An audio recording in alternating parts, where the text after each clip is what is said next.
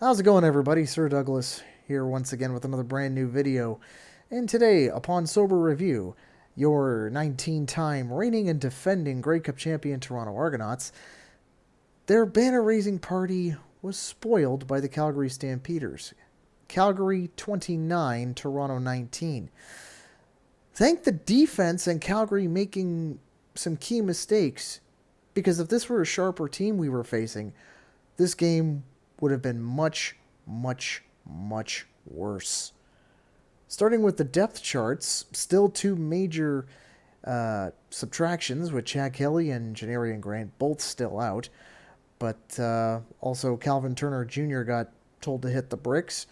Celestin Haba drew in for Donald Rutledge. He got one game because of a concussion, I believe. Now, oddly enough, I didn't need to watch this game. Didn't need to. Not because I couldn't find a copy of it, but more because the play of the offense really stood out in my mind. Quite vividly, as a matter of fact. The first quarter was a defensive showcase for the Argos. They swarmed and they swarmed Calgary's offensive line, and they were able to get a lot of penetration here in the first quarter. The summary was very simple. Liram Hajrullahu missed field goal. That's it. At the end of the first quarter, it was 1-0 Toronto. Leafs 1, Flames nothing. Sadly, however, that was the only time Toronto had the lead for the rest of the game. Second quarter, we saw a little bit of separation. Not exactly in the way we wanted. Rennie Paredes missed a field goal, but Tyson Hergott, not Tyson Hergott, Jake Herslow was able to get it out to the Toronto 15. Like I said, both sides were playing very, very well defensively until about the 10-minute mark, when in the second, Rennie Paredes did not miss with a 46-yard field goal, so that made the Flames go up 3-1 on the Leafs. But then 3 minutes later, here comes the iceberg that sinks the good ship Argo. Nick Arbuckle wasn't sharp on the day at all. But here's the reason why. Back to first down, back to pass, looking for Dave Unger III. Threw it in the middle, threw it to the middle, and Markel Lee broke it up. This was very close to being intercepted. Very close. Calgary, at the very next play, did get their interception. It was Adrian Green who took it from the Toronto 40, and I think just about everyone in the stadium knew he was going to the house. It was a pick six. And like I said, that's ultimately what sunk the Argos in this game. Ultimately what sunk them. Both of them were virtually the same play, except obviously going in different directions. Nick Arbuckle keyed in on his receiver twice. First time he got away with it. Second time he did. Second time he did not. And of course he got burned very, very badly. Now the thing is, though, throughout the game, we in the stands saw probably what Nick Arbuckle wasn't seeing, but ultimately, I don't know how the hell he wasn't seeing it, because you see Kevin Mittal wide open, Dejan Brissett wide open, Tavares Daniels wide open. What does he decide to do? There's Coxie on the sideline. I'll just try and lob it to him through triple coverage. Like, what? I mean, there were many, many times where he could have either sent it to Dave Unger, or send it to, like I said, Kevin Mittal or Dejan Brissett or Tavares Daniels or whoever, and get massive yardage. Hell, he could have tucked and run. He could have done a tuck and run for quite a few yards. Instead, no. He decided to try and force the play. He decided to try and force a throw, and just about each time it was either an incomplete pass or he did get burned and it got intercepted. Like this is the type of stuff that was happening in his first stint here in Toronto, and he was traded after 3 games. We're now coming into game number 3. How much more faith are we like? Unfortunately, we kind of have to put some faith into him. But how much of a leash is Ryan Dinwiddie going to give him in the game coming up against Saskatchewan? Time will tell. But ultimately at halftime, Liram Hajrullahu was able to.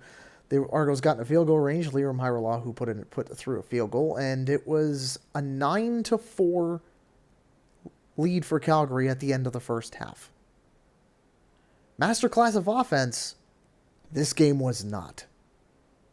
The third quarter, you pretty much saw, like, once again, a very good defenses and a very plotting offense for both sides.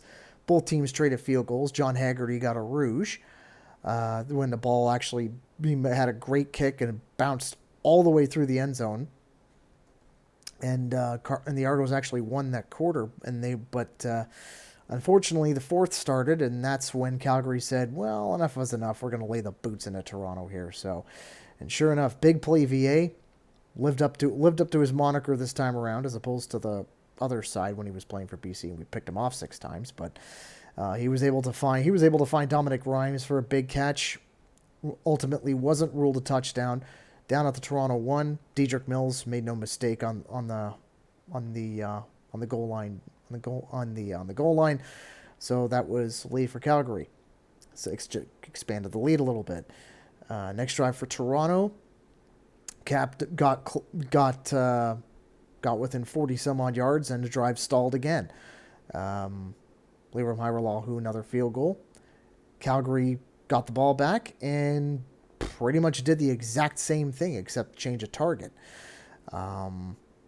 This time he found Jalen Philpott, and then when they got into the red zone, Vernon Adams brought it in all by himself. So, and once again another touchdown. Toronto did actually get a touchdown near the in the closing moments of the game. It wasn't garbage time yet. There was still plenty of time on the clock though. Nick Arbuckle found DeMonte Coxey, who was single coverage, and this time he was able to scamper. He was just scampered into the end zone very easily. Nick Arbuckle called his own number for the 2-point convert, but unfortunately, like Gandalf the Grey once said, a wizard is neither late nor early. He arrives precisely when he means to. The offense was neither late nor early. They arrived precisely when they meant to. Unfortunately, that was 5 minutes left to go in the game. Post-game comments were pretty much the same like last week. Everyone in the locker room taking responsibility, as was the coach. But come on, if you watched it, we all know who needs to really step up and say, "Sorry, my bad." That was Nick Arbuckle.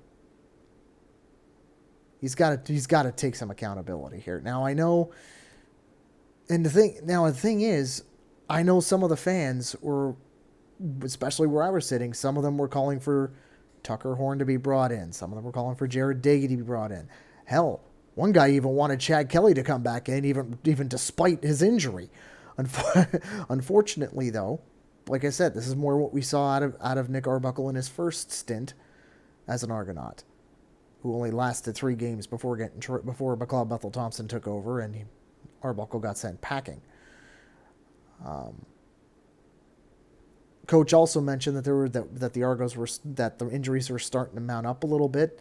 Winton McManus and Deontay McMahon probably both going to be sent to the 6th game.